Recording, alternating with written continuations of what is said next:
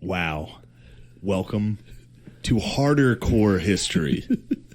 No, this is, a lot of you guys have asked for this, and I gotta be honest. Be careful what you wish for. Imagine this is a history podcast. Now, today's episode, the first and probably last episode we ever do, but I did say that about this cast. We're going to take a look at the life of Thomas Francis Maegher. Last name spelled Meagher. That was a big problem for me while reading everything about him, and then finally hearing someone pronounce his name. I was like, "Oh fuck!" What were you calling him? Maegher. Maegher. So it's like Gaelic stuff. Yeah, Meagher. Maegher. The English weren't wrong in cracking down on that language. They certainly were not. No, they were wrong for that. Thomas Francis Maegher. He's the fucking man. This is gonna be exciting. Basically, all this information's coming from fucking like Wikipedia and YouTube. He's got a great Wikipedia entry. Yeah, take a look at his Wikipedia entry. Actually, don't do it yet. I don't want to spoil it for you. Because we're only going to do the beginning of his life today. Don't even look it up. Part 1. If you look it up, broken down by early life, midlife. It is. You'll hear the exact episode. Part 1, Eastern Hemisphere. Now, most of this was about Western Hemisphere. This is all coming from Timothy Egan's book, The Immortal Irishman.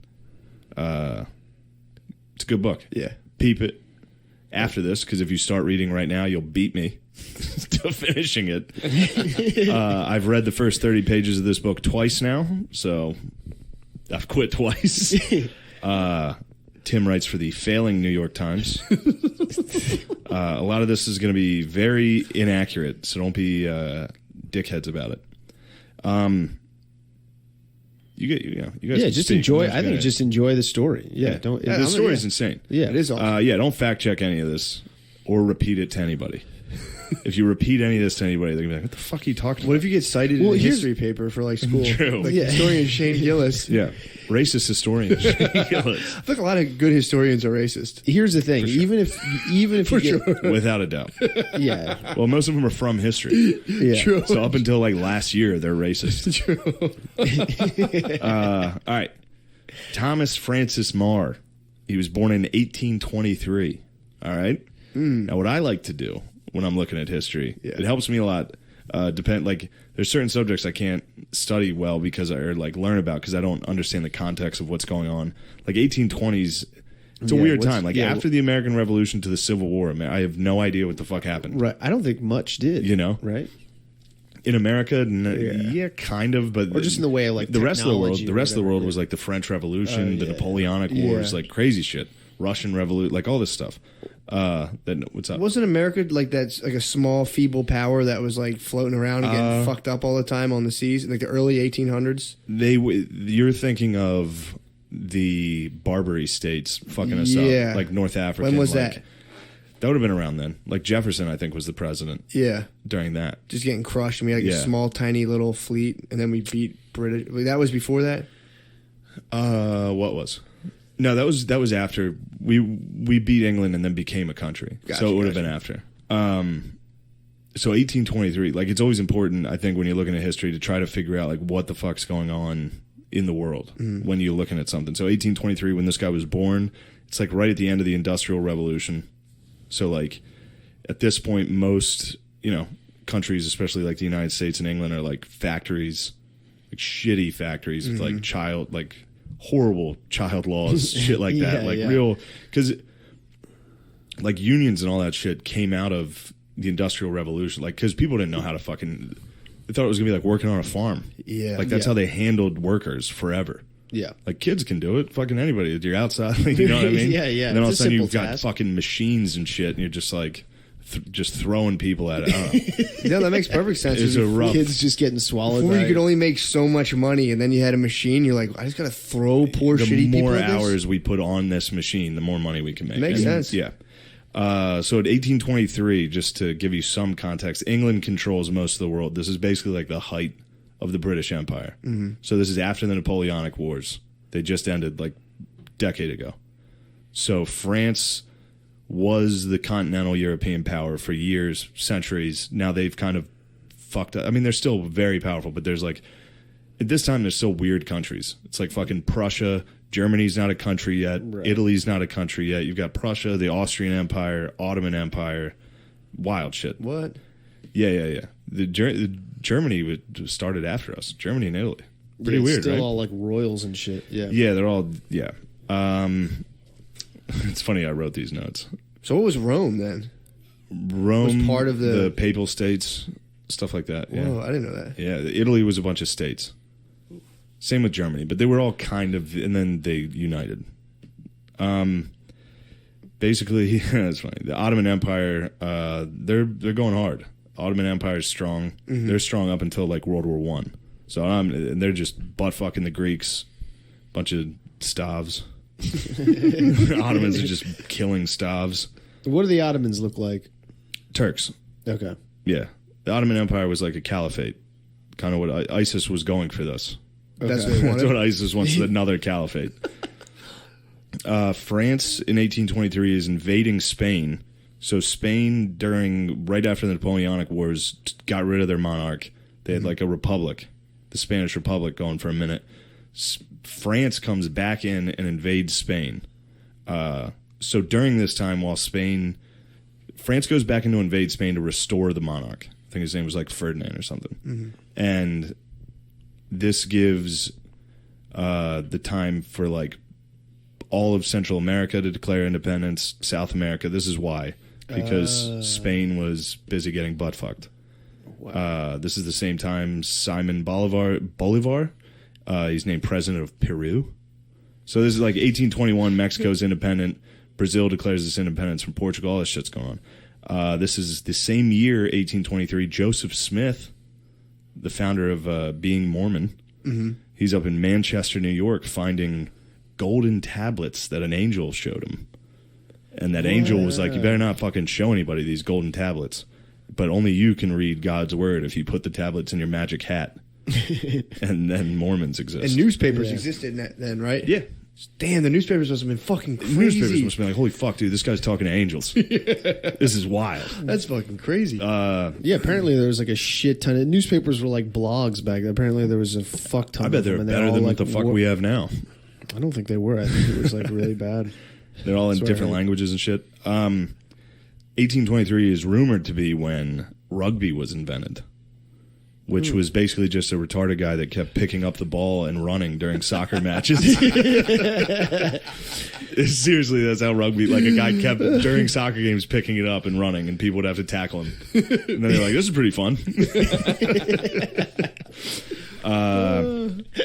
Now, the United States at this time, there's not too much going on, but this 1823 was when the Monroe Doctrine got signed.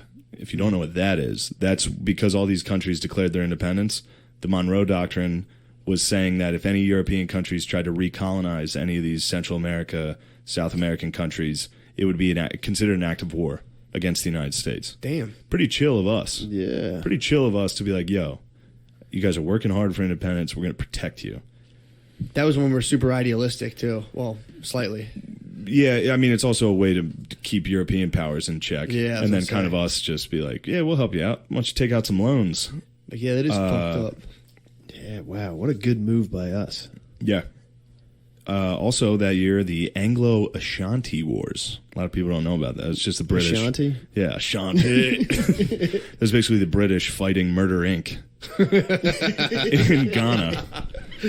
What's funny, if you look up 1823, not too much happened, or like famous people were born. 1823, Phineas Gage got that head injury. Yeah. Dude. Oh, yeah, you know about him from psychology, don't you? Phineas Gage. Talk about Phineas Gage. Phineas Gage is a railroad worker who got a railroad tie, went right through his frontal lobe, or like some part of it. Yeah, his frontal lobe.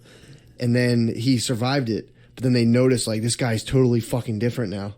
So that was when we started learning about, like, the parts of the brain, prefrontal cortex and everything. Yeah, being like, whoa, if you get hit here, it's like he started gambling, cursing. Yeah. His like lack of judgment was just gone. Whoa. Phineas Gage. Our executive functioning comes from the front part of our brain. Whoa. And they can't work simultaneously with like the rear part. So the stronger you get the front part, the more the rear part quiets down.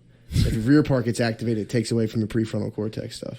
Yeah, he took a fucking spike through the head. That's how we learned. They took a guy getting that in his head, and we're like, you think that fucked him up? Yeah, Phineas Gage. Crazy. If you look him up, it's hilarious. It's like Phineas Gage, noted head injury survivor. That's historically what he's known as. All right. Well, that's one of those arguments where you're like, if you go to heaven, who goes to heaven? Which Phineas Gage goes to heaven? You know, which Phineas Gage is in the afterlife? The gambling, fucking drug addict guy, or the one who had a full brain? Pre-trauma. Yeah, he probably sucked pretty bad. Honestly, I don't think he was like that awesome, but he definitely was. Like, worse. Which one goes to hell? He was a railroad worker in the 1820s. I'm sure he was a fucking dirty dickhead. All right. So that's what's going on. 1823. That's what's going on. Hell yeah, that's a good picture. That gives you a good idea. Europe's a fucking bunch of shitheads, monarchs, all that shit.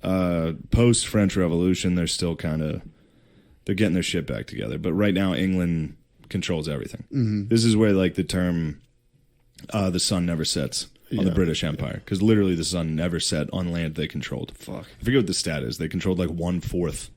It's insane. Jesus it's crazy Christ. what the amount of land they controlled. So now what I'd like to do to get into this with Thomas Marr is to try to figure out like it's funny to look up Irish anti-Irish sentiment because it's ancient. It's from day one. It's not just the British. Like the Romans that they went into England, like, you know, they built like Hadrian's Wall and all that shit. They were just like, we're not wasting our time with that island. They sent people over, immediately got killed by retarded guys. And they were like, we don't need to even go to Ireland. This is pretty funny. The first record of like anything about Ireland is just anti-Irish sentiment. It comes from the Greek geographer and philosopher Strabo in his work Geographica, which was published in 20 BC. What? Yeah. 20 BC. He was writing about the Irish. Chris. Yeah. Why don't you read this quote for me? This is a quote. This is Chris B. Strabo right there at the top. It's going to be a tough read. Besides some small islands round about Britain, there is also a large island, Lerne, which stretches parallel to Britain on the north, its breadth being greater than its length. Concerning this island, I have nothing certain to tell, except that its inhabitants are more savage than the Britons, since they are man-eaters as well as heavy eaters. And since further they count it an honorable thing when their fathers died to devour them and openly to have intercourse not only with other women but also with their mothers and sisters. Yeah, so 20 BC, Strabo was like, all right, they eat their dads. They're fucking heavy eaters, dude. It's so funny. I was reading that like, damn, dude. It's also come from a long line of heavy eaters. Well, it's like not only are they man-eaters, but they're heavy eaters as well. They're heavy. They'll eat portions. when their dads die, they eat them, and then they fuck their mom. Yeah, and then they don't count calories. It's like, they're kind of pigs. They're not watching their steps. Jeez. They're not watching their steps. Also, he gets to their fat before he's like, yeah, they have sex everywhere, and they also fuck their moms and sisters. So, not like. It's also funny. It's like, I don't have much to say. Other than Look, I don't know them that well, but I will tell you this: they're incestual, fat, fucking dickheads. Oh my god! So a lot of this will be out of order. I was just taking notes. In 1155. All right, so now we fast forward a millennium here. Okay. 1155, Pope Adrian IV.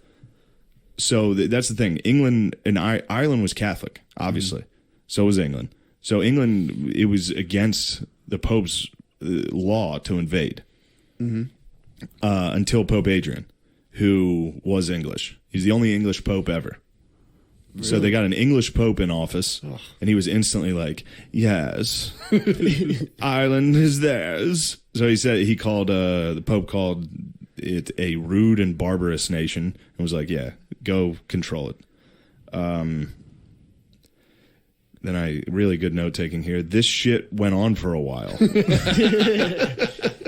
Well, yeah, I went to Dublin Castle. They built a castle on top of like an old Viking settlement. Yeah. So the Vikings were an island for a while. The Normans. It's all. So they're like white Mayans. He was Irish. Yeah, the Pope was like a Spanish Inquisitor For sure. That's fucking 100%. He was just like, all right, go fuck them up. Basically, this shit went on for, centuries, where most English writers just wrote about Ireland. During the Middle Ages, it was just described as a bunch of dudes who still ate their dads. Fuck yeah. And fucked other wives. That's all. One quote I found that was pretty interesting was from Edmund Spencer. He was an English official and poet, which everybody's a fucking poet back then. That was a hot thing to be. It was basically their comedian, where you could just include it in your bio, like, also I'm a poet. In 1633, so this is Edmund Is Spencer. an Irish guy? No. This guy's he's British. It was like a white rapper back then. If you were a British poet, because that was big in Ireland. Yeah, Poetry yeah. was a shit. He was like a white rapper back then. 1633. This is an English official. This is a little foreshadowing. He said, "Great force must be the instrument to control Ireland, but famine must be the means. For till Ireland can be famished, it cannot be subdued." Fuck. That's 2 centuries before it happens. And an English official was like, "Yeah, they could use a good famine. Heavy That's the only eaters. way we're going to be able to control these boys." They're going to fucking eat their dads if shit goes south. So sick that even like a Greek, the whole time that was the knock on Ireland. Yeah. Was they were eating dads and fucking. I feel like everyone was kind of doing that, right? Eating their dads? Yeah, well, No. yeah, weren't they all like pagans? Yeah, but that doesn't, you don't fucking munch your dad, bro. It's no excuse, Chris. There's no I excuse was to munch watching your a thing. dad. I was You just watching wanna a thing suck on the your dad Romans. down. Yeah, I'm gonna eat my dad. I mean, it's gotta be fucking sick to eat your dad and get all his powers when he dies. Yeah, I mean, I can't even imagine what Phil would taste like. Oh, It's like cracking open a toad, dude. Yeah, your dad who's just eating like a pint of Briars every night before bed. It tastes horrible. yeah. No, if he's eating ice cream before bed, he's sweetening him up. True. Nice veal. I might start sweetening my dad up. I can eat him. So this is going on. This is 1633. All that. I think So he foreshadows. He's Yeah. like, we're to start. But that was this was before then, I think. Yeah. Who knows? Who knows when this happened? The major change happened with Ireland and England with King Henry VIII. Motherfucker. You may know him as the sassiest daddy of all time. Yo. Bro. He ultimate sassy daddy. You want to look up his sassy? What'd he He first off he had a bunch of wives and he kept fucking killing them. Okay. Sick. What's He up? would fucking like behead them, amble in, all that shit. I understand that. He started Anglicanism. It's a form of Protestantism. So after he wanted a divorce, he went to the Pope and was like, "Can I get a divorce?" The Pope was like, "Nah, bro. This shit's, you gotta fucking stick with it." So then he went back to England and was just like, "Well, no, I'm the Pope, and I can get a divorce, and we're starting our own fucking religion, and now we're the Church of England." That fucking rules, Yeah. dude. Now this is also a man who It's a power move. King Henry VIII was, I think he was young and athletic, but then he got hurt jousting and became a 400 pound. He was 400 pounds. They had to create levers and like machines to make him get up. Fuck. And then 400 pounds, mean as fuck. He had boils all over him from being that fat, like gout. Oh my he was a fat God. dickhead who wore like those puffy fucking stupid outfits. And he had a 54-inch waist. Thick boy. What? Yeah, they fucking put it out 54, dude. Yeah, because they got to build like seats for him to sit Yeah, in. They got to build thick. thrones. Yeah, so that was they, like- before Elastic, too. Yeah, Thick zaddy. yeah, it's true. Yeah. That was like Ew. the original Walmart shopper. He was like the proto Walmart. He's He proto was them. Walmartonian. 100%. Damn. So then all of England becomes Protestant. And fat. And yeah, it's chill as fuck to be fat. So then England demands Ireland become Protestant because they are. They're like, Yeah. you're in our kingdom, you are our religion, and that's why Irish people are so Catholic. It's not this like love of the church because they still hate. It's a bunch of fucking Italians. Yeah. The Irish Catholics don't give a fuck about Rome. They just hate England. True. Yeah. That's why they're so overtly Catholic. That's tight. Yeah. Out of a big fuck you to England. That's all Yeah, it we're is. like Jews in that way. Well, slow down. Culturally, yeah, we're like culturally Catholic. Yeah, it really is. I'm totally Yeah. culturally Catholic. So they, we already covered that. This resulted in a bunch of laws. So that's what sets this up. That's what sets everything up. So when England goes to becoming Protestant, the Irish remain Catholic. England starts to issue these laws that start to make the Irish not be Catholic. And they start to, because England wanted them to be English. So they'd stop fucking their moms and eating their dads. Yeah. Like, you need to start acting right. You said it the best, dude. They enacted basically the pull up your pants laws. The British were like, you need to start acting right. Basically, they did what every like white racist dude wishes, the laws he wishes he could enforce on black people. Yeah. Like, none of that music. No more basketball. That's what they did to the Irish. They're like, you can't play your music. You can't be that religion. You can't play hurling, the national sport. All this was on hurling, like against the law. Yeah. You weren't allowed to. Might be an older law, but you weren't allowed to own a horse that was worth more than like 5 shilling or whatever the fuck they were using. So they all had shitty horses.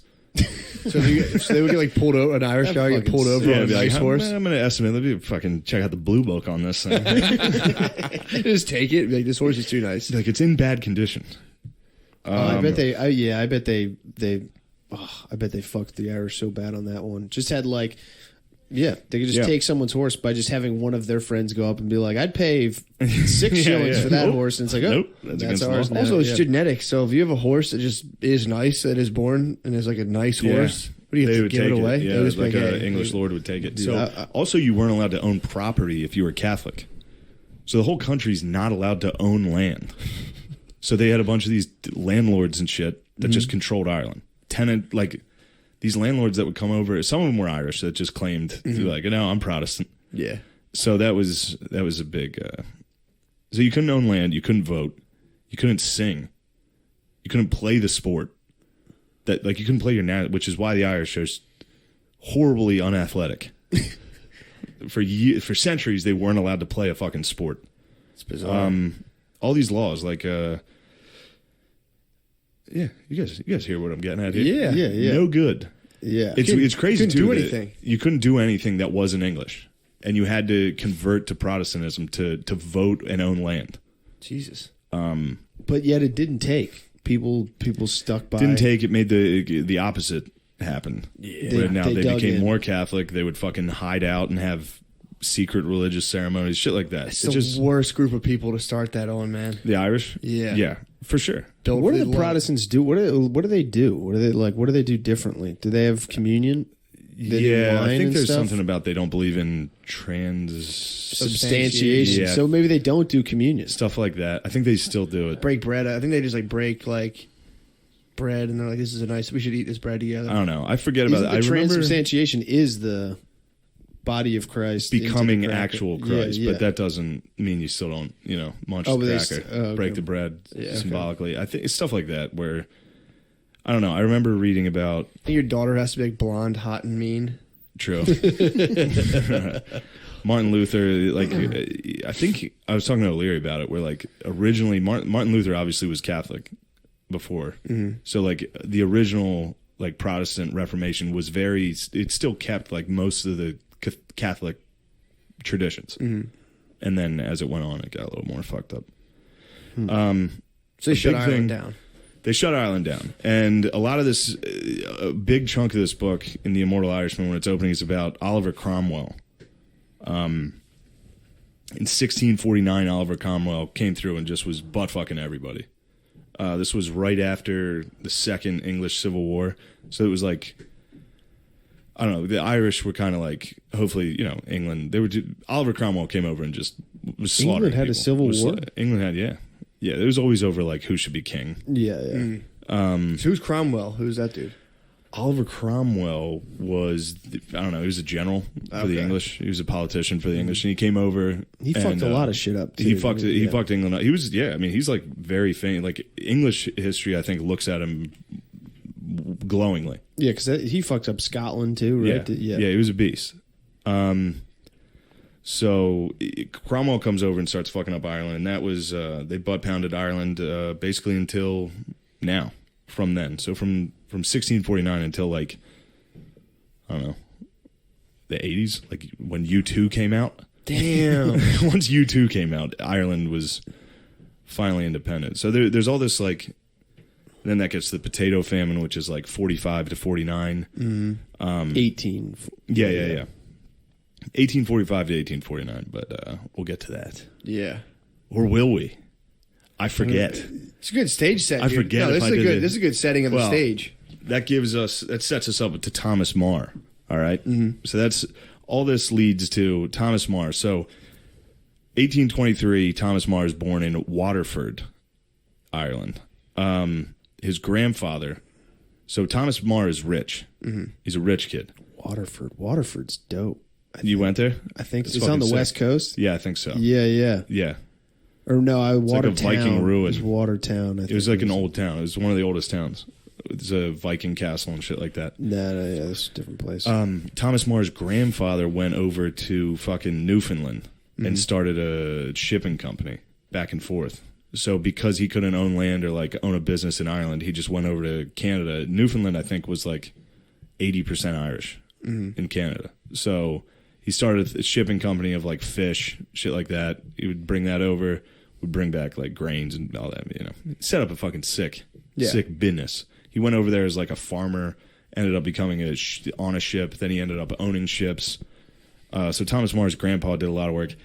That his father took over back in Waterford on the other end. Mm-hmm. And his father actually, Thomas More's father became the first Catholic mayor of Waterford in like 200 years. So there was a Catholic mayor in Waterford because they did start to loosen up on all these laws in the 1800s. It started to fucking lighten up a little. Why is that? What happened there? The rest of the world started to be like, it kind of modernized a little. Yeah. Also, there's a guy named O'Connell who's known as like the Great Liberator who was working on repealing all these acts.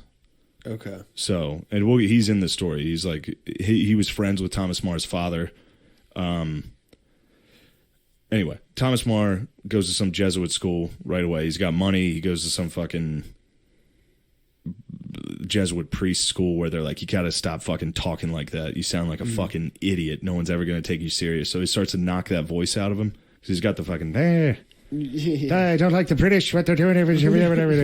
So the Jesuits are like, you talk like a mushmouth fucking dipshit. You better fucking change that or no one's gonna take you serious. So that like begins this, like they give him this like Anglo-Irish accent. And what's really funny about it is throughout the book they're always like, the crowds were always like, was this guy fucking gay? Like because of his like refined British accent. Everyone the whole time throughout the whole book, somebody will be like, yeah, I think he was fucking gay.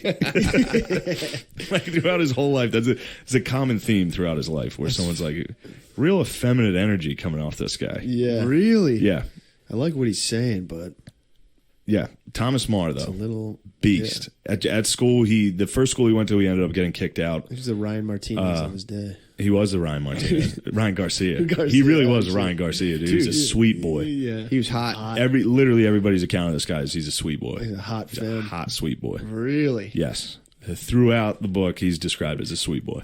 How much do you think being called gay propelled him towards greatness? Be like, no, I'm not. No, I'm not. In Ireland in the 19th century, getting called gay, yeah, you better do something wild. Yeah. And he wilded out. He was funny though. So throughout the book, it's always talking about how funny he is. And like when he was in school, he got kicked out of the first school for like staging like a rebellion, a bit of foreshadowing in the cafeteria where they all ran outside and started throwing rocks at the building. Awesome. Somebody broke a window, and he wouldn't snitch, so they kicked him out. He also got kicked out. He was already in trouble for like not playing his instrument during the song to celebrate Cromwell. So like they did fucked up shit like that to the Irish. Like Cromwell was massacring cities, and then they'd be like, "Play his song now." Like they'd make him play on a fucking recorder, like how great he was. So fucked up. It's wild. So he got kicked out of school for that. Also, he was supposed to be the head of the play. Like he was the best actor. Like, you know, he's gay. Of course, yeah. He's gay. Yeah. So he's like a great actor. He's fucking awesome. And the Jesuit priest was like, "You talk like a fucking moron, dude. This is Shakespeare. Stop talking like that." So then the night of the play, he like jumped on stage and like with his hardest Irish accent he could, he was just screaming about how gay the British were. He did 5 minutes. He did his tight five Yeah. with like Shakespearean verbiage. Ooh. Yeah. Nice. Pretty sick. So Thomas More is the man. So He's a called rich kid, though. He called Britain gay. He came up and was like, Yeah, actually, yeah. Britain's He's like, gay. I'm not gay. Britain's fucking gay. Chris, do it in an Irish accent. You were showing me that earlier. I can't do it on the spot. I don't think so. Yeah, you can. I don't think I can. You got to think of Conor McGregor. His foot was big as a balloon. Yeah. Nah, it wasn't. I don't know. It's too tough. I will have my redemption. Redemption. There you I'm go. not gay. I can't do it. Gay. Britain is gay. Actually, England is the gay one. I will have redemption. Yeah, this isn't as funny as I thought it'd be. So he's fucking ripping up. So he's wild. He's wild. This is like the early 1830s, late 1830s. England is gay. What was that? You getting some England confidence? is gay. England's gay. England is gay. A bit Scottish, I think. That you think that's too Scottish? I thought Maybe. I Scottish and Irish are Shrek'd out. tough. Yeah, I Yeah, Shrek'd out when I tried to do Irish. If I tried to do Irish, sometimes I Shrek up. I was supposed to go up reading the with an page Irish and then accent. down Like when at I the was end. reading in bed, I was reading the text with an Irish. I can do it. He grew up rich. His grandfather emigrated to Newfoundland and he became a merchant and eventually a ship owner who traded a bunch of shit. Mar's father picked up the business and that's where their wealth came from. Mar's father would eventually become mayor of Waterford, the first Catholic mayor in over 200 years. 1823. 1823. The hit of fodder is the best. Fodder. So he gets he I don't understand them. Chris, just give it up. Yeah. I'm He trying shined the to- spotlight I'm on trying to you. remember the fucking. He shined the spotlight. You yeah, only have I- one I shot. can't. I can't. You got do it. I This can't do business, It just bro? takes me a while Look. to get in. You're sitting here with two other Irishmen. Chris takes might me a be. while He to might get have a into dash of Mar in him, dude. He went up to Connecticut. They knocked that voice out of him. You can't talk like that. So Christopher, every time I was looking at Thomas Mar's father is Chris's Mr. dad. I was O'Connor. like, Thomas, what are you doing? This isn't the plan, Christopher. I was thinking of that Braveheart when he's like, the problem with Scotland Oh, dude. is there's too many Scots. I've been doing that. The king in Braveheart's the funniest dude.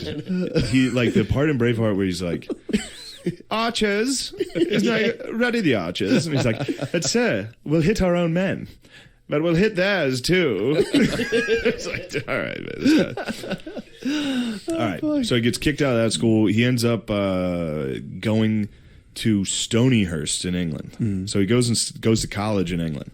There's only one Irish school, and it's Trinity College. Yeah. But they still have, but it was anti-Catholic back then, Really? which is weird because it was called Trinity. Yeah. That was a trick 'em to get him in. Little trick 'em. Yeah. Oh, I forgot about this. There's all these acts that O'Connell. Oh no, never mind. I have it over here.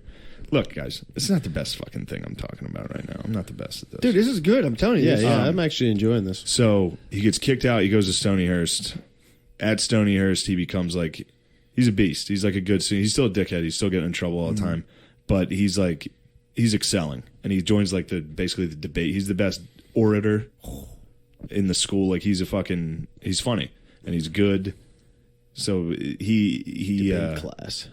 that was the first time he left Ireland too, by the way. He goes to study in England for college. When he comes back, he moves to Dublin with the idea of studying law.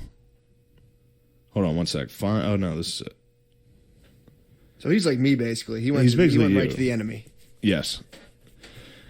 He returns back from Stonyhurst. Returns in 1843. That's when he's back. He was going to study the bar. That's when he gets involved with O'Connell, who is known as the Liberator. O'Connell was friends with his dad. They meet each other. O'Connell like took him under his wing and was like, "This he's got a future. Yeah. He might not be the best like writer and all that, but he's the best speaker." Mar was a fucking beast at giving speeches, and like O'Connell was using him. Mar would like step up and be like, "Yeah, O'Connell's the fucking man."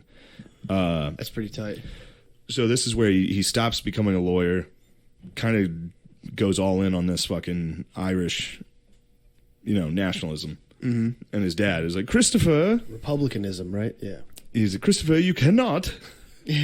So that it was also interesting throughout the whole thing, like his early life. He was offered just a sick fucking life. Mm-hmm. Like his whole time was like, why don't you? All his friends stayed rich. Yeah. They're like, why don't you just fucking?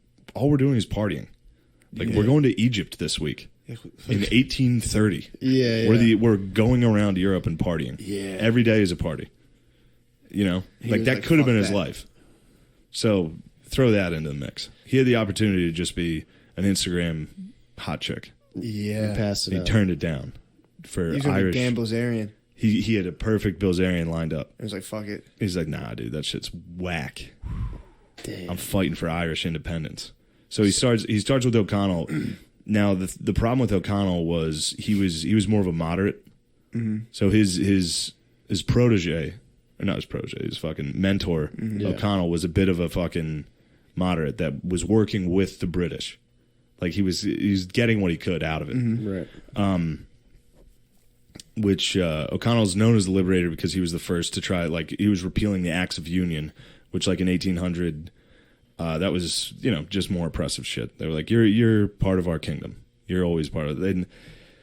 Pretty sick though. In the Acts of Union in 1800, to incorporate England or Ireland into England, they included the cross of St. Patrick into their flag, and they still have it.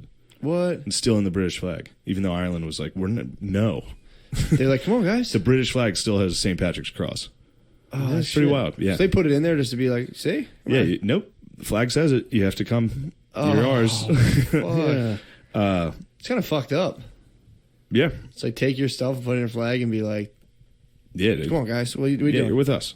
Quit fugging around. Why are they did a lot are of they stuff. so obsessed with Ireland? I don't understand. I don't know. I swear to God, I have no idea. I have the whole. It's like just let them go. It's shitty. They did a shit It's ton of shitty. business. They were saying that, like, when I was in Dublin, they were saying Dublin was like the biggest, like the second biggest city in the UK. Yeah, there's a huge economy. Yeah, Dublin was huge, Okay. but it was all like Protestants and like English loyalists. And then I think the Scots Irish had like a weird thing where the English were bringing the Scottish in to help the Irish assimilate. Like the Scottish that moved to Ireland were kind of loyalists. There was a lot of like, yeah. There was also a thing. The English built a wall. They built the wall, dude. Did they? Yeah, around like the civilized counties of Ireland to keep all the shitty Irish out. It's just a wall. And the wall was called the Pale. So now when you hear someone say beyond the pale as something that's shitty, it goes back to that. They built the The wall. Pale was the name of the wall, and if you lived beyond it, you were a fucking moron. Right. So now when people act like, now when people eat their dads, Yeah. that's beyond the pale. That's beyond the pale. Yeah, dude, if you're fat, you're beyond the pale. Whoa, that's If crazy. you're a heavy eater, yeah. We're having fun. Dude, I'm loving this, man. Yeah, if you were Irish, if you were like if you were actual Irish out in the country, you were beyond the you're pale. beyond the pale. You're I just love watching you battle your negative thoughts. That's my favorite thing. I'm just looking at what I have written down. And it's like, what the fuck? Dude, does you're this a good even mean? historian. The way you came out, you were like set it in the stage. Set it up, I would yeah. have came out here and been like, and just read facts straight Yeah, down. yeah. Well, his dad didn't want him getting involved in any of this shit, right? His dad didn't want him getting involved. Yeah, see this. Yeah, there you go. Give me a little fucking nudge. Yeah, Get yeah. me rolling. His dad didn't want him involved because first off, if you do any of this stuff, you get fucking beheaded. Right. Like if you talk shit on the crown, they're gonna cut your head off and then quarter you. So they send your arms and legs to different parts of the island and just throw it on the ground in a town. And they're like, no one touch that. That's what happens to fucking traitors. What the fuck? Yeah, they've been doing it. They did it in the 1800s. Drawn and quarter, right? They literally have horses pull you apart. Yeah. Yeah. Wild shit. Jesus Braveheart. Christ. They did what they did to William Wallace Yeah. and Braveheart. They were still Yeah. doing that Holy fuck. in 1820. Like Yeah, that was in a the 40s. that was a real crime. That was Yeah. a real punishment. That's fucking nuts. Yeah. Yeah. I didn't know what that was when you say you quartered people. Drawn and quartered. is- Drawn and yeah. quarter. The drawing is like they pull your guts out, right? Yeah, they do a lot of stuff. They in Braveheart when he's tied to the bridge and the horses are ripping him Yeah. apart. Yeah, that's Fucking Christ. what they were doing. And that was still the penalty for like sedition and treason and all that. For being like England sucks. For being like, hey, maybe you guys give us some food.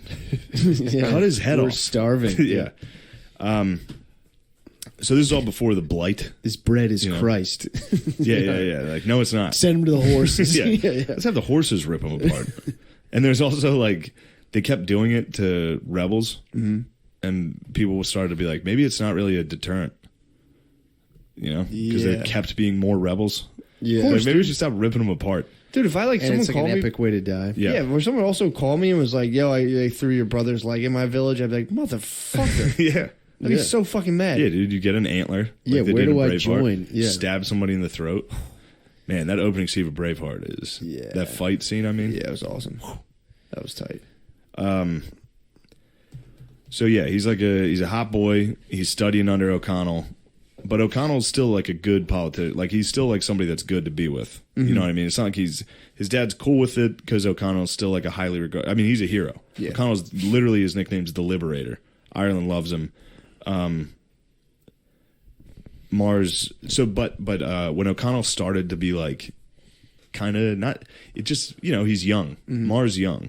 Yeah. And he sees this old dude that's like kind of working it. To him, it looks like he's being a pussy. Yeah. He's just being like tactful, trying to, steer the ship a little in the right direction. Yeah, he's like Ocasio-Cortez and yes.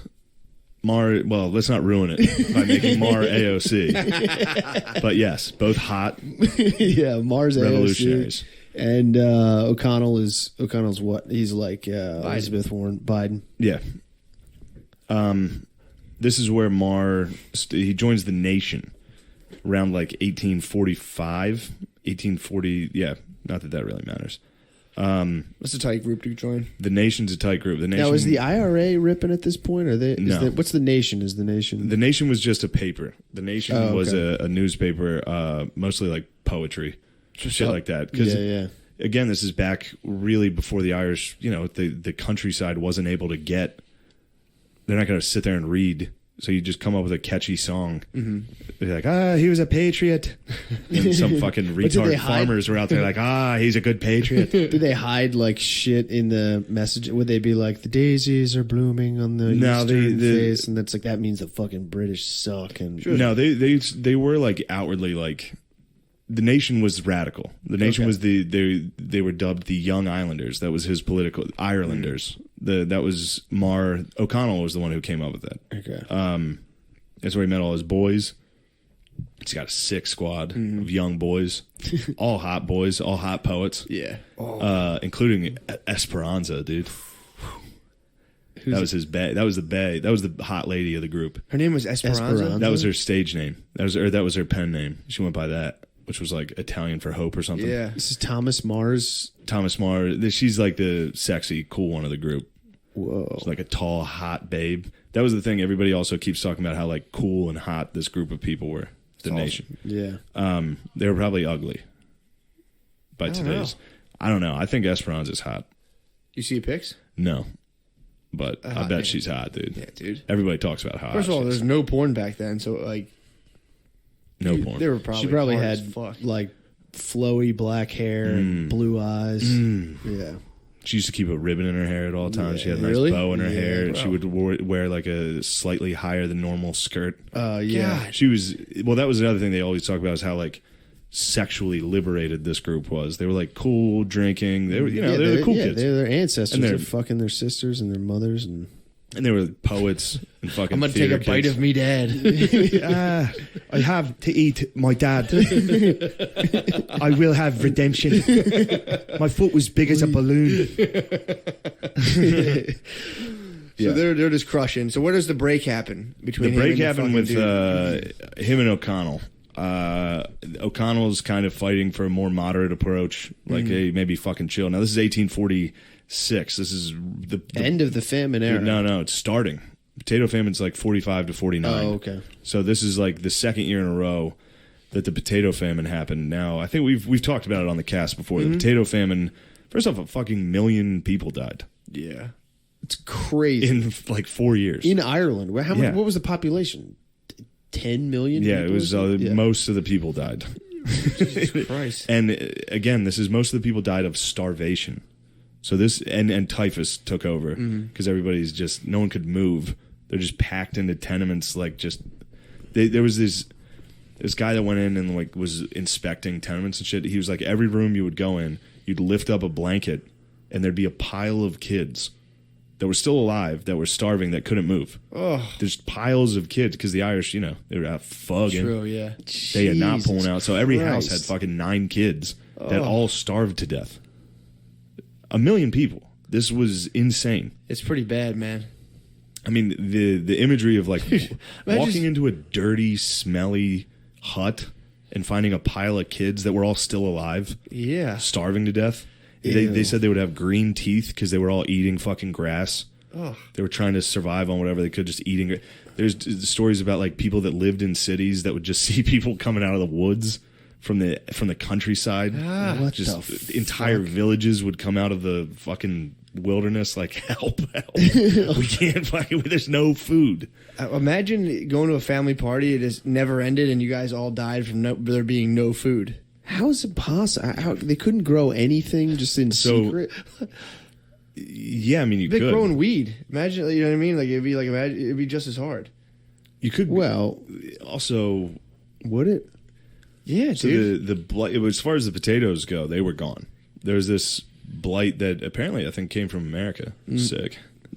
Sup, baby? So there was like We a gave them bacterial herpes. infection of the. Yes, it was like a real scientific. Like they've identified what it was. It was like, Yeah. and the spores just traveled through the air and killed everything. Yeah. And what's crazy about it is like the hills, like the countryside would you'd see a potato field, like it would be rolling acres of it, and during the blight, the potatoes would rot, so they'd turn black and rot and smell.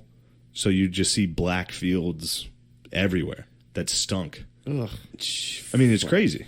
It's really like nightmarish what happened. Yeah. And they had food. Again, they had grain. They had thousands of tons of grain. They had cattle. There was one story of like they still had their annual like best cow competition in this town where they just marched like giant cattle through this town. Oh. Past people dying in the streets of hunger.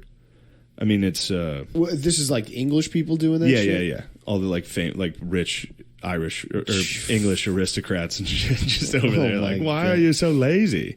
Then the guy, I forget his name. I should have had that. The guy who was like in charge of taking care of the Irish by the English Parliament, like he was the head of the famine relief. They found like secret notes of his that was like, I think this is God because the Irish are pieces of shit. Like, I think God is doing this. This is good.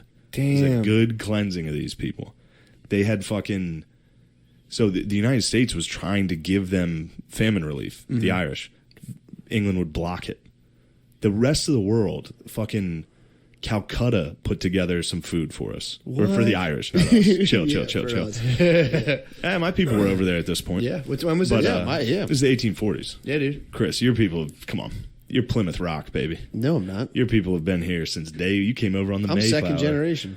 You came over here on the Mayflower, Christopher. No, that was English. You came over here. Hello, Mayflower. You have Chris reminds me of a turncoat, dude. You would What part of Ireland was your family from? They're northern from the west. Belfast. Chris, No, Mine they're was from from the the west. South, baby. That's all They're the from renegades Cork? hung out. Kilkenny, Kirk, Kilkenny, let's get it, baby. Motherfucking Munster, And, dude. Kilkenny, baby. Fines. All we do is watch. Fines south of Shannon. All we do is watch Boondock Saints at my house. Yeah, dude. We're God, that movie Irish. That movie stinks. So bad. That movie I stinks. give that to myself. I hated that movie since I was a little kid. I was like, this Really? fucking sucks. I And thought they it were was like- fucking awesome. I got called gay maybe 15 times for saying I hate Boondock Saints when I was little. People were like, you're fucking gay. I'm like, yeah, I that have to sucks. admit, I did go through a phase, I think junior year of high school or senior year, where I thought being Irish was cool as fuck. There was a My good dad phase. teased that out of me. He was like, don't. He's like, dude. Good for your dad, man. I Yeah. needed your dad. He was like, this shit's fucking lame. Yeah. Shut up. He's like, you're English. My dad claimed he was a Jew. My dad's like, I'm a Jew, dude. Fuck you. He's Irish. Yeah. So yeah, they just beat the fuck out Well, of him. the Gillis side of my family, my mom's side's Kilkenny. Mm-hmm. So like that's literally their last name. Tight. And then my dad's side, Gillis is like a Scottish last name. Mm-hmm. So my dad's side, my whole life, we're like, yeah, we're 100% Irish. Because I think my grandma on his side's like Lafferty or Finnerty or some shit. Yeah. And then my one uncle got into like genealogy, was like, we're Scottish. And my whole family was like devastated. Yeah, What? We're fucking Scottish? I think, according to his research, the Scottish Gillises got exiled to Ireland and then came. But Makes it's sense, Scottish. yeah. It is Scottish. And I think Canada first. Yeah, my dad's mom was like Really? Polish. Yeah. And Yeah, then Polak. when that came out, everyone was like, bullshit. I think Yeah. my mom brought it up at Thanksgiving once. Nice, dude. Good for And, your mom. and they were like, no. Dude, my No, her last friends, name's King, and I have her birth. Yeah. my friend's dad always made fun of his kids for being Polacks because the mom was Polish. It was great. He'd be like, get in the car, you little Polacks. My one uncle, when they did, my dad did ancestry and find out there was 1% Jewish blood in him. My one uncle said he was going to get a blood transfusion, which I love how that works. So he's going to get his genetic material out with the blood Did you transfusion. see that one guy? He got like a bone marrow transplant, and now like his like jizz and his blood tests like like if he gets a blood test, like he did like Ancestry.com or something, and it was the guy whose bone marrow he got. It's like whole thing. Hey, take a pause for a second. I got to get water. Yeah, or dude. you guys can just keep talking. Race is a social construct, dude. Let's take a True. fucking break. I believe it. It's true. Yes. The history podcast continues. Yes. This is harder core porn. I also forgot to include that, like, during the potato famine, also known as the Great Hunger, they would this is when England started to issue what's called transportation. That's a punishment for a crime. So, like, if you tried to, like, steal a fucking goose, they'd be like, all right, you're going to Australia. You try to steal something, they'd be like, all right, you're going to fucking Canada, because they needed to populate Canada and Australia. Jesus. So they were excited to fucking ship you out. If you got in trouble if you got a fucking speeding ticket on your $4 horse, you were saying goodbye to everybody you ever knew. They're sending you to the fucking outback. What? Mate. Really? Think how shitty that would Whoa. be. Fuck. Minor crimes, you're getting sent to a different continent. On a boat. On a fucking boat that would take 11 months to get there. Take a year. Jesus. And then why what? so long? You gotta stop. You gotta stop all the time. Oh, I guess, and there's no fast way to get there forever. because you got to go around From England to Cape Australia. Horn, right? It's insane. Yeah, there was no like Suez Yeah. Canal. There's no couldn't get through the Mediterranean. Wild times. Jesus. Then what? You just get there and it's like Now you live there. fucking luck. Yeah. Dude, imagine, and the Penal whole colony. way everything you're seeing is just like, what the Oh, dude, fuck we've talked is about this? that so Yeah. many. It's so funny to imagine, like, settlers, especially Australia. Yeah. dude. What the fuck is that? Seen a kangaroo? Seen a herd of kangaroos go by? Be like, I'm killing myself. Yeah. This is why they put me on an alien desert, and every animal there can kill you. Deadly There's giant spiders, crocodile, like sharks.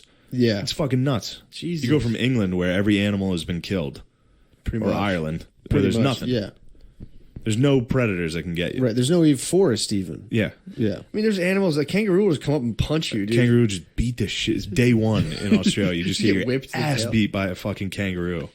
That's why they box them. Oh, for sure. There's some payback coming to those roos, dude. They were probably pounding on Wait, do those they- first settlers. Do they fight roos? Do they fight them like boxing. chicken? You can box No, they with box, against a human. Oh, With yeah. boxing yeah, gloves, yeah, you okay. stand there and fucking punch that thing in the head. Does it actually sit back on its tail and Yes. kick you and stuff? Yeah, that's why their tails are like they sit on their tail and kick forward. Ew. Fucking that's like the biggest asshole attack too. Like a fucking hard foot kick. Like Yeah, body kick. Ugh. Something with a giant like What are the weird Australian animals? Koalas? Armadillos. koalas, all those weird Armadillos? I think that's Giant turtles. everywhere. Yeah. They probably do have giant turtles. They have I a guarantee Komodo it. dragons Get down there? bit They by a don't have giant Komodo turtle. dragons, but they do have those types of Thing like big giant lizards. fucking lizards. All these Yeah. weird animals, Ew. bullshit animals. Ew.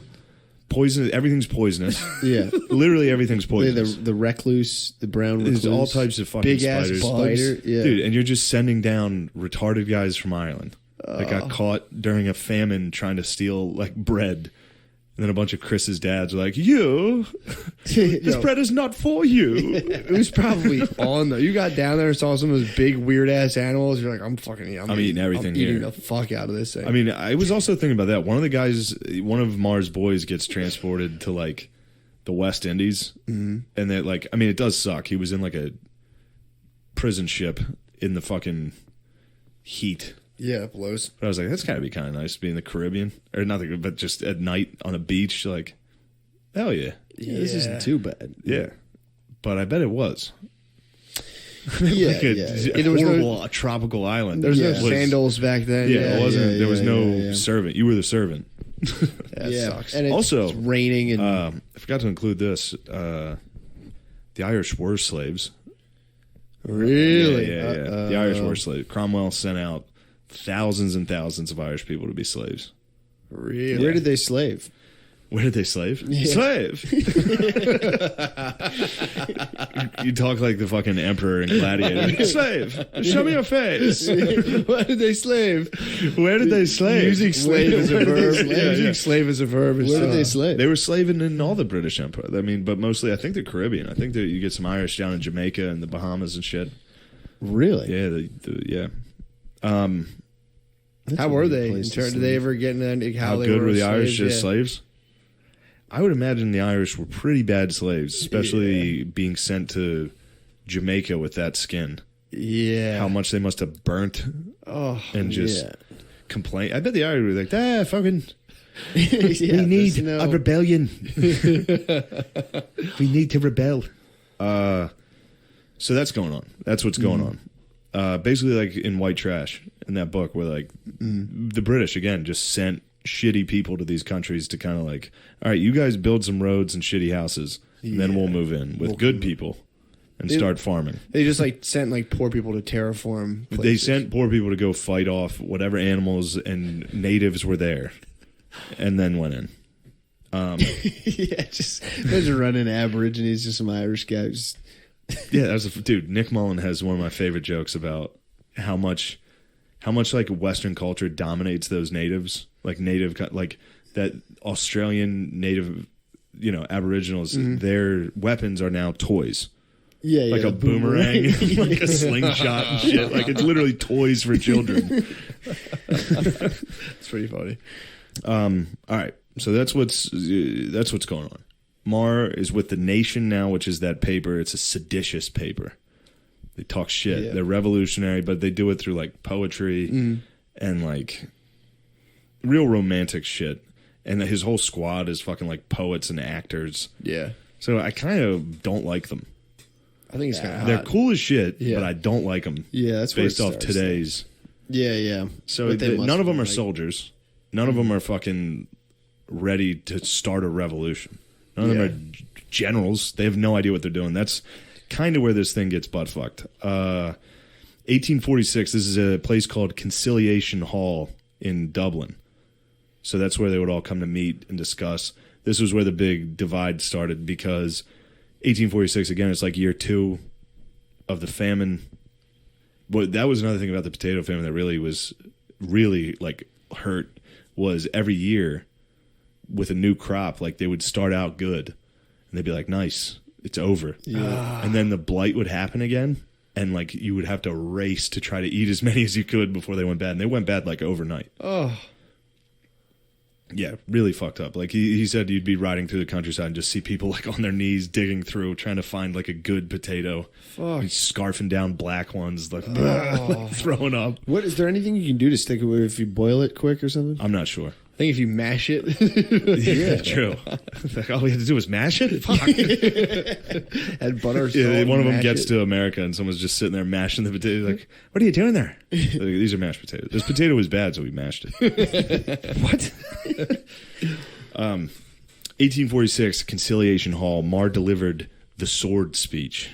It's a big speech. I'd like to make you read it, but I won't. It's too long.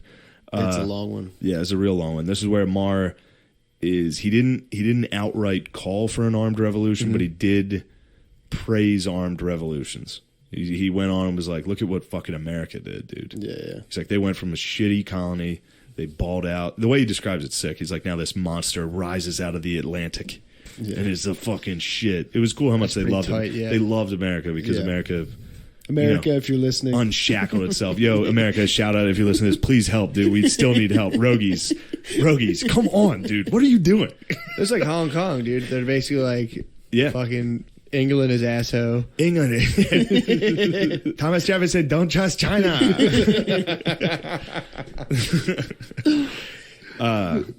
James Monroe, don't trust England. England's asshole.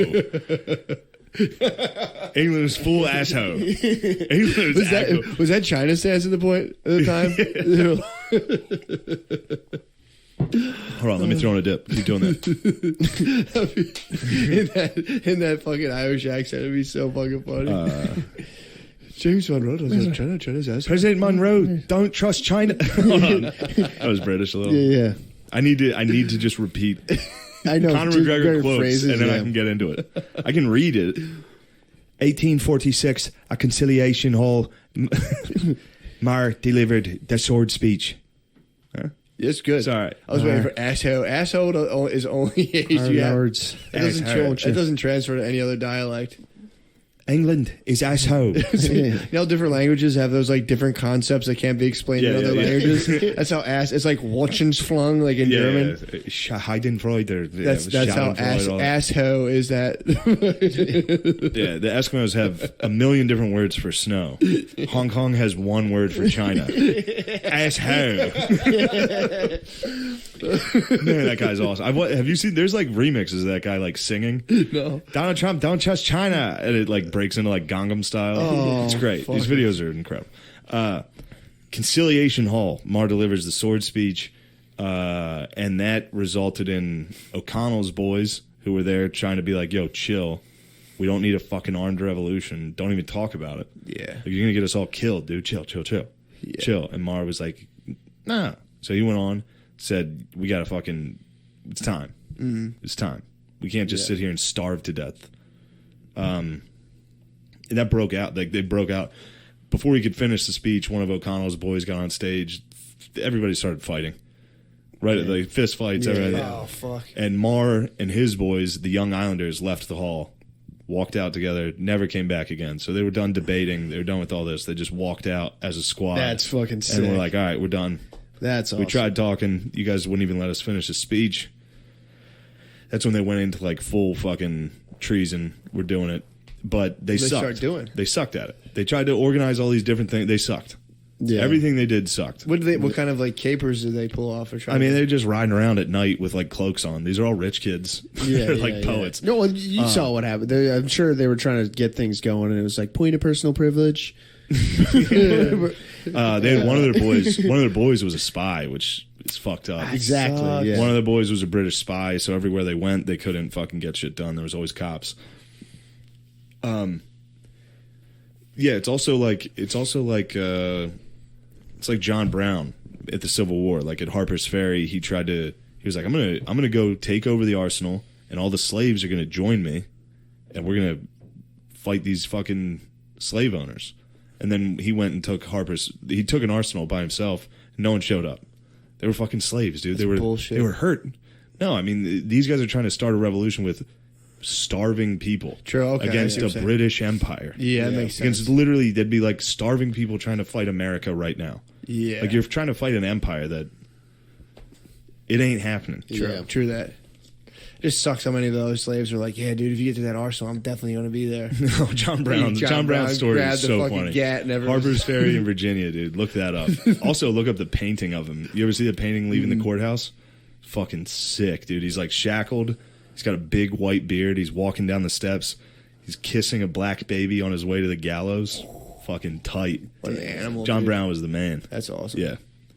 But yeah, he got there. It was like, fuck, no one's coming. Oh, fuck. He had a good plan, though. Yeah, it He's was like, if I great. can get 100 rifles, dude, this plantation and me are going to wow the fuck out. And imagine if you got to another plantation, we're like, yo, we just killed all these guys. You want to join us? They'd be like, They did that in Jones County, Mississippi. They started their own, like, colony. Yeah, pretty sick. Oh, the Free State of Jones. Yeah. Is that movie good? No. Damn it. Movie's all right. Same with Nat Turner. Nat Turner started a slave rebellion, but that one got a little wacky. He got wild. They started throwing some babies into fires. They were getting a little rowdy, which rightfully so. Yeah. You can go as hard as you want. Yeah, that's Yeah, like if you're in a slave rebellion in the R's, South, yeah, R&, people's on deck. Like rape, baby Yeah, burning. big time R's, dude. Yeah. Those hot fucking southern fucking ladies walking around the plantation, those dresses, you're out there working all day. Just, Yeah. dude, I'd be Yeah, it's rum springing. Like, It's, bro. it's bro. like, The day shit pops The off, most- I know exactly where her room is. Yeah, yeah. You give me a word of rebellion, I'm going straight Yeah. straight up the steps, dude. It's like, I wonder if a guy just took off just the fastest 40 time Yeah, ever, yeah, just yeah. a slave just sprinting into the house. Where the fuck's he going? Oh, I know where he's going. Oh my god! What an injury to sustain back then. What? What happened? Why you Uh-huh. living? And be like, yeah, fuck, slave rape me. Yeah, wait. You know those humans we keep as tools? One of One them of them bucked. One of them bucked and got me. So what did he do to you? Big, it fucked me. Fuck yeah, I broke in while I was sleeping down. One of the slaves. What did he do? He fucked me. Pretty hard. Fucked my wife too.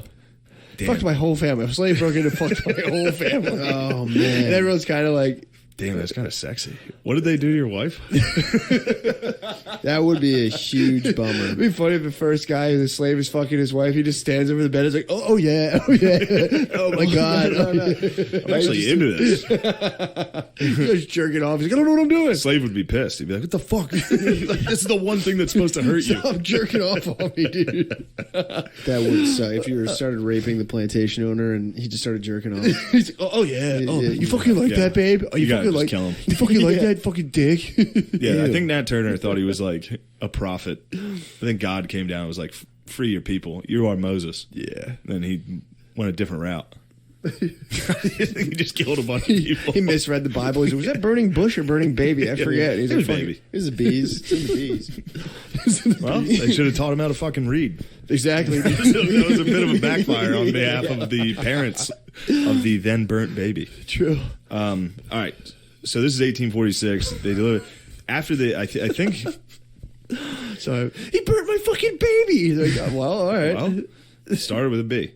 1848. So that was 46. The next like 2 years they're riding around talking shit. 1848. The Young Islanders. I keep calling them the Islanders. Irelanders. They went to France to study. Again, they're all rich. Study It's in gayness. the middle of all of their countrymen starving. Yeah. They're like, let's go to France and like study how to be revolutionaries. Yeah. So they did that, which is sick. They had to do it. But they all came from, again, you can't knock this guy because he's coming from a fucking incredibly rich family. Yeah, it's like all the founding fathers. All the founding Yeah. fathers are rich Yeah. pussies too. He would have been fine. He Yeah. could have had a great life. And instead, he went nutty. I'm very Roman anymore about my family's wealth. What does that How mean? so? I'm just very much like, I'll just like be like, my father's very wealthy. Dude, I just take full heat in it. I'm like, my father's done very well for himself. you're going to love Parasite. I just follow my father. I just follow. You're going to love it. If I go home, I just Fold follow arms. my Yeah, I just yeah, follow yeah. my dad around with my hands behind my back. I'm like, how are we doing, father? How are the coffers? Not good. Not good. Comcast with $150 cable. Oh no, father. The cable bill. Shall sit we down. rise against him? I'm sorry I rented American Sniper for $3.99. I was drunk, father. I know you have an autographed copy on DVD. Jesus. All right.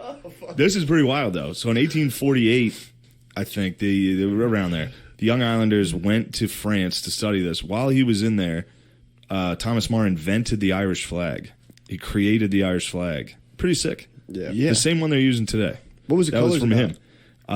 him. Catholics, white is peace, orange is kind of England, but it's the Protestants. It's all the Protestants in Ireland, not the British. Sure. Because he was, he hated the British. Yeah. The Protestants, the orange were supposed to represent the Irish that were Protestant. Also, this is pretty wild. During the, forgot to talk about this, during the potato famine, they would set up soup kitchens that were, they were Protestant missionaries that the British would send over soup kitchens, set them up in town, and be like, you have to admit you're Protestant or you can't get the soup. So you would have to denounce your God or your religion to get the soup. So there's a phrase, if you took the soup, that's somebody who took the soup. It's like, you took the soup. If you saw someone eating soup, you're like, you bitch. You bitched up. Yeah. Ugh. I think the O'Connor family took the soup. Fuck Big you. soup takers. Why do you think Took that? the soup. You took the soup. Not a chance. Not a fucking chance. So then, when they get back from France, same year, that's when they have their revolution, which stunk. Yeah. I don't even think Thomas More was there. I forget why. Basically, like 40 of them, fucking, the revolution just stunk. They ended up chasing in a town, Ballingarry. It's called the Battle of Ballingarry. They surrounded this house. They were chasing these like Irish police that were British. The British police ended up hiding in a house with like a family hostage. The fucking Irish revolutionaries surrounded it in like a cabbage patch. So they were standing in, and they were like, it's called like the Cabbage Patch Massacre or something. Two people died. Two people died. That was the revolution. They were the two people. The two people that died were the revolutionaries. Two of them got shot by the cops, and they all ran. And that was it. That was their big revolution. Yeah. I was pretty bummed out when I read that. Pretty unsuccessful. So they all fleed. They all, one by one, they all get arrested. So they like led their own massacre. Yeah. They're like their uprising ended up just being 2 of them getting shot and then running away. So then they all, head off. Mars also considered one of them, so they're all, they all have a pretty heavy bounty on their head. So they're all going town to town, like trying to start another one. Nothing ever happens. They end up all getting arrested one by one. Mars offered like several times to escape. Yeah. Like his father's rich, so he's like, all right, I can hook this up. You can go to America. Mm-hmm. Like you should leave the country. They're trying to kill you. And he said no. It's pretty baller. Yeah, pretty baller. That's pretty tight. He ends up getting arrested. They all get arrested. All the young Irelanders get arrested. They're held in Dublin. They all, one by one, get sentenced to death, including that fucking quartering. They're going to get drawn in court. They're all going to get executed and their arms and legs ripped off. Fuck. And what's interesting is they say like Thomas More was like still in good spirits like throughout the whole. He was like excited about this. This was like what he wanted. He was like, I want to die for this. Damn, that's tight. I like that. Yeah, he's like, this is exactly what I wanted. When his father comes in to be like, I can pull some strings and get you out of this. He was like, no, I'm not going to not take the death penalty while all my friends get it. True. Well, I mean, true, but in the moment, I would be my like, God, Daddy. I would be, yes, Yeah. I'd be like, yes, get me the fuck out of this, dude. Why would you even ask me? Yeah, it's best if I like live to see another day. I wonder what would happen. Yeah, I'd be like, all right, you guys go do the death thing. Don't worry, guys, I'll take care of this. I'm gonna fucking take I will live on and I will fight. I might do that too. Yeah. But so he gets sentenced to death. Mar gets sentenced to death. While they're in court, everybody's like, or while they're being held. Wait, the trial was like 9 days long. Deliberation was, I think, 5 minutes of the jury. They were like, kill him. Yeah, kill him. Right away, they're like, kill him. The whole time there's babes, dude. There's tons of babes at the courthouse, like swooning over Mar. They're like, damn, this guy's hot. God, he was that still sucks. hot. They were like passing up like notes for him to autograph, shit like that. This is where that hot poet, what was her name? Esperanza. Esperanza comes and visits him in prison, gives him that pussy. No way. In jail, dude. On his on death row, he's getting sniz, bro. Fuck. Is he? Yeah, he got some sniz. Dude, getting pussy back then. Esperanza came in and glorious. blessed him with sniz. I'm surprised they let them do that. Well, he was the man, and everybody liked him. And he still had that clarinet that he refused to play in school. I swear to God, he was playing it in jail. Everybody loved him. The guards loved him because he was still funny. Yeah. He was like cracking jokes on death row. Fuck. They all like noted it. Everybody that was there was like, he kind of kept the whole group like up because he was still fucking around. He was like, this is sick.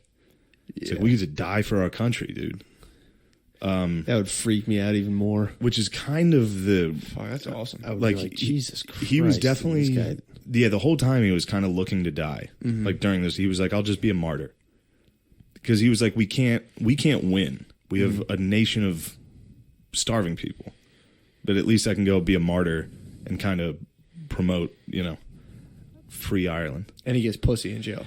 And he's getting sniz in jail, dude. This guy's the man. Dude, the Irish accent of like, I'm coming. It's like, I'm fucking coming. I'm fucking coming. Oh. It's like, you better not jacking me, buckaroo. You done jacked in me. Surprise jackins, dude. Yeah, it is. Jack's. That's a new fucking. That's the fucking #1 search on Pornhub in Ireland. Jack surprise. That's where the term "Jack in the Box" comes from. No, It is a little Irish term. Really? Yeah, Jack in the Box. What? Yeah, if you jack in someone's box. No way. That one's No not. way. That's what he pops out. Like, you fucking jacked in me. Shit, you better not jacking me then. So how the fuck did he get out of here? So while they're in jail, like one of them, I think they were only in jail for like, I forget how long. Not long. They were their sentencing was quick. But they got shifted out of that prison because there was like rumors of a attempted breakout, all this shit. Also, the prison they were in had like, it was crazy. It had limestone walls, and in Ireland, obviously, it's very wet. Yeah. The limestone would retain the wetness, and the walls would drip. The walls were wet. Like the stones were constantly, like it was rough. Yeah. But he was kind of like upbeat. He was gay. He was a gay guy. He was like, this is great. Like the whole time. Damn, I wonder what kind of jokes he was cracking. Apparently, he was telling dirty stories all night. Really? Up until the late night, he was telling them about the sniz he got. He was a fucking playboy, dude. Fuck. Yeah, they're on death row. He's just recounting times he got mad pussy. Wow. This dude rules. Yeah, this dude. I'm telling you, this guy is one of the coolest dudes ever. It's so funny. He's about to die. He's like, no, another time I got He's pussy. like, yeah, you guys want to hear a sick ass story? He's like, yeah, he's probably like, when we get to Back heaven. then, you we're used to gonna tell fuck. stories about getting pussy, and they'd end with like a twist. You'd end like, and that's when I. That's when I scalped a man. Everyone was like, whoa, you rascal. So that's what's going on. Newspapers are you can go read like the articles and shit. It's pretty cool. Like newspapers are going in and interviewing him while he's in there. He's giving like baller fucking interviews. That's awesome. Everything he's talking about, he's like, fuck this the whole time, dude. It's sick. That's tight. After he gets sentenced to death, he delivers one of his most famous speeches. Pretty awesome speech that me and Chris read it in its entirety to me while we were driving out to Notre Dame. At like 4 Very in the fun. morning. Yeah, it was a little great. 4 a.m. ride. Get you pumped? Yeah, let's see if we can capture that magic again. Chris, fire it up, dude. What's this called? The docks? Speech at the docks? Yeah. So this Speech from the dock. Yeah, he's out. He's about to get shipped off to get executed in England. And he gives this is his final to the masses. Yeah. There's all the Irish public. He came out and he was like, how great is this? Like, I get to die for my fucking country. And people were like crying and hugging him. And he was like, don't fucking cry, dude. Damn. We're the best. Yeah. They can't stop us, dude. Damn. Yeah. My lords, it is my intention to say a few words only. I desire that the last act of a proceeding which has occupied so much of the public time should be of short duration. Nor have I the indelicate wish to close the dreary ceremony of a state prosecution with a vain display of words. Did I fear the hereafter, when I shall be no more, the country I tried to serve would speak ill of me? I might indeed avail myself of this solemn moment to vindicate my sentiments and my conduct, but I have no such fear. The country will judge of those sentiments and that conduct in a light far different from that in which the jury by whom I have been convicted have viewed them. And by the country the sentence which you, my lords, are about to pronounce will be remembered only as a severe and solemn attestation of my rectitude and truth. Whatever be the language in which that sentence be spoken, I know that my fate will meet with sympathy and that my memory will be honored. In speaking thus, accuse me not, my lords, of an indecorous presumption in the efforts I have made in a just and noble cause. I ascribe no main importance, nor do I claim for those efforts any high reward. But it so happens, and it will ever happen so, that they who have lived to serve their country, no matter how weak their efforts may have been, are sure to receive the thanks and blessings of its people. With my countrymen, I leave my memory, my sentiments, my acts, proudly feeling that they require no vindication from me this day. A jury of my countrymen, it's true, have found me guilty of a crime of which I stood indicted. For this I entertain not the slightest feeling of resentment towards them. Influenced as they must have been by the charge of the Lord Chief Justice, they could perhaps have found no other verdict. What of that charge? Any strong observations on it, I feel sincerely, would ill benefit the solemnity of this scene.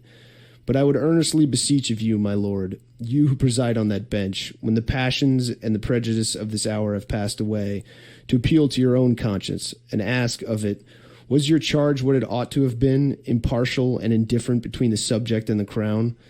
My lords, you may deem this language unbecoming in me, and perhaps it may seal my fate, but I am here to speak the truth, whatever it may cost. I am here to regret nothing I have ever done, to retract nothing I have ever said. I am here to crave with no lying lip the life I consecrate to the liberty of my country. Far from it, even here where the thief, the libertine, the murderer have left their footprints in the dust, here on the spot where the shadows of death surround me, and from which I see my early grave in an unanointed soil open to receive me. Even here encircled by these terrors, that hope which first beckoned me to the perilous sea on which I have been wrecked still consoles and animates and enraptures me. No, I do not despair of my poor old country, her peace, her liberty, her glory.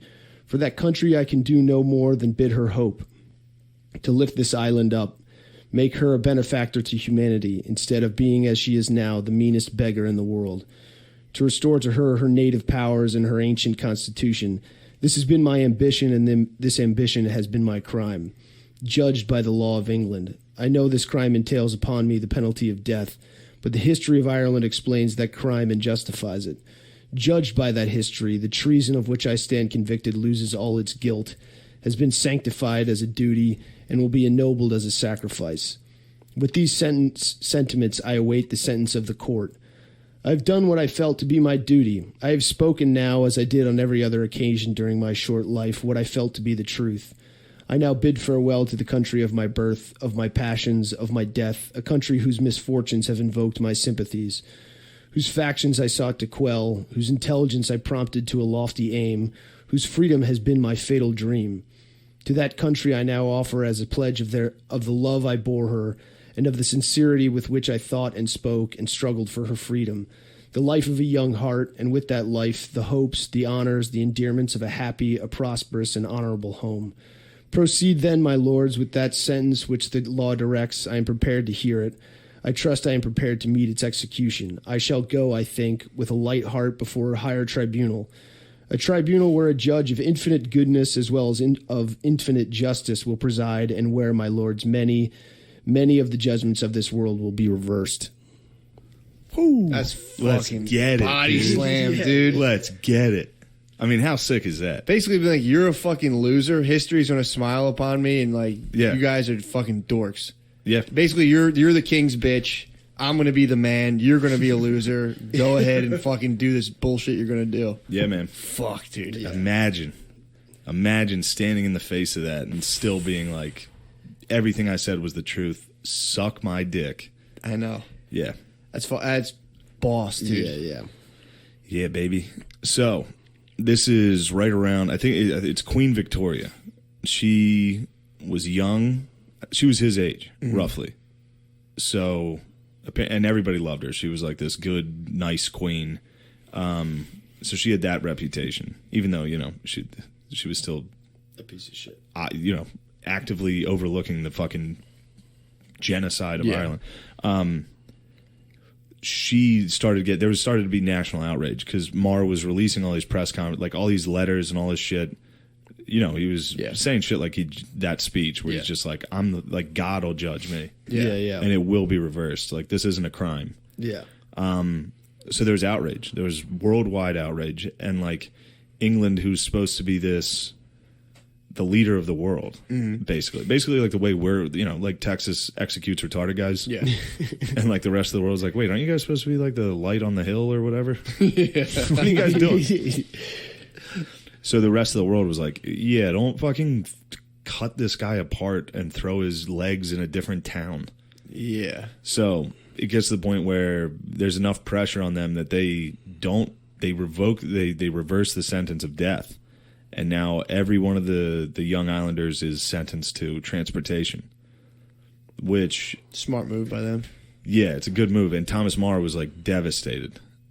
He was like, fuck, dude, I thought I was about to die for my country. Now I got to go live in Van Diemen's Land, which is Tasmania. Fuck. They sent him to fucking Tasmania.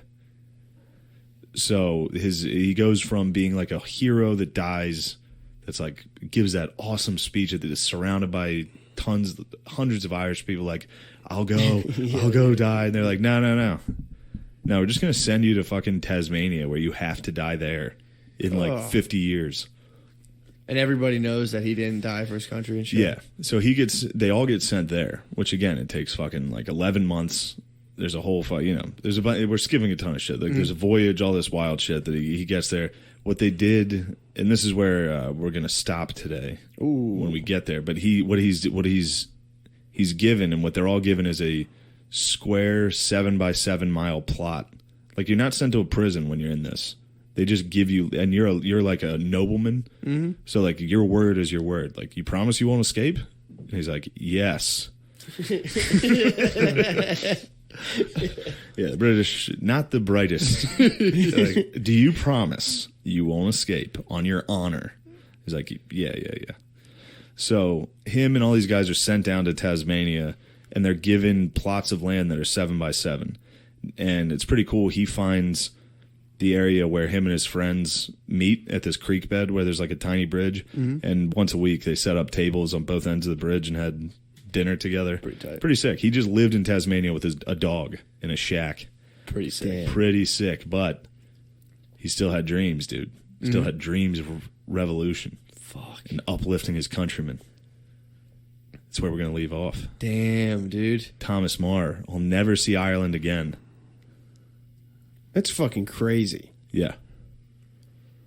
So again, this is just the first chunk of this guy's life. He's born rich, goes to school, gets in trouble the whole time for being. He just hated How England his old whole is he life. at this point? At this point, it's like 1848. He is 25. Yeah, he's 25 years old, dishing out that type of Quarter shit century. That's on pretty his good. on a fucking after a death sentence, standing there dishing out that type of that speech. It's pretty wild. It's unbelievable. Yeah. So, yeah, man. It's His gotta life. suck going from Ireland, where you can just fuck anybody, to Tasmania. You're in a fucking where- shack, dude. Yeah. Did he get pussy in Tasmania? I forget. I think you can. Probably. I think you got some sniz in there. Yeah, I think that's you could get some sniz because people could come and go on your land. Yeah. Yeah, He got some pussy. you got some sniz. He was still a hero. Like all his People all his, knew People knew. in Tasmania Yeah. because other Irish people abandoned them there. True. So that's the thing. Like while I was reading this, I was like, was he even famous? Like was he even this? And then when it's like, oh yeah, he invented the Irish flag. They used it. Like he was huge. Yeah. Yeah. He was a giant national figure. And then this trial happened, and it was like a worldwide fucking focus. And like he was OJ. He was OJ. The whole world was like, this is the trial of the century. Damn. And just like OJ, dude, when he gets to heaven, his crimes will be reviewed by one God. Sure, dude. Who will probably reverse that. Infinite justice. reverse that sentencing. Yeah.